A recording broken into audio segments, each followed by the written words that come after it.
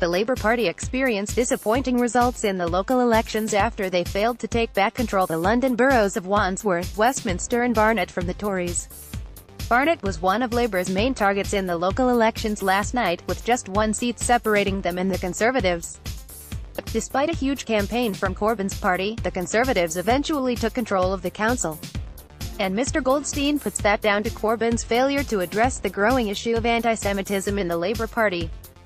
Speaking on LBC, Ms Goldstein revealed, "Until he takes responsibility and stands up himself and seeks to make a difference on this issue, the Jewish community is going to stay away from the Labour Party, and that is a disappointment." Getty. Jeremy Corbyn was reportedly planning a victory parade. Jonathan Goldstein said he was planning a victory parade in Barnet tomorrow, which has now been cancelled. Jonathan Goldstein, he added, he was planning a victory parade in Barnet tomorrow, which has now been cancelled. "I think the whole notion that he was looking to use that as a sort of reverse point does not speak well for the sensitivity on the issue." When explaining the details of the victory parade, Mr Goldstein said, "He crept in and out of Barnet last week and we know that he was planning a big press conference in Barnet to celebrate the victory, which I am afraid the voters did not grant him." Adam Lengelben, former Barnet Labour councillor, said Mr Corbyn should still come to Barnet despite it not being a victory parade.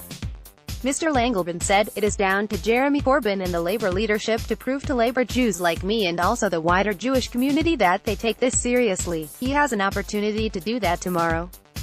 He had planned to come to Barnet tomorrow for a victory celebration because everyone thought we were going to win it. And we were going to win it 3 or 4 weeks ago. He should come to Barnet tomorrow. He should apologize to Jewish communities. He should show that he understands the issue," he added. "He can also come to tomorrow and apologize to the hundreds of Labour activists in Barnet who have worked their socks off in the past 10 years to try to turn this council into a Labour council because all of our hard work has gone backwards." However, a Labour source has told the Express.co.uk that Jeremy Corbyn had no plans to hold the victory event.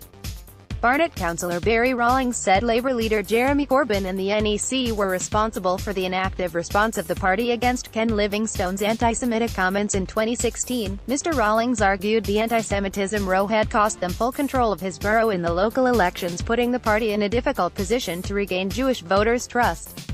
Several Labour MPs, including John McDonnell, Don Butler and Sadiq Khan, backtracked on their initial boastful expectations from the local elections.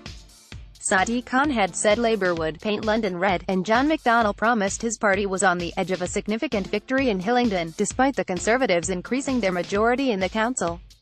The Shadow Chancellor said just days before the election, "We're on the edge of a significant victory. I think we can take Hillingdon. With a bit of effort now, we can take this borough back to Labour control, and you know exactly what that means for us." The Conservatives have also unexpectedly gained the majority of seats in Nuneaton, Warwickshire, as they see an increase their council seats across the country.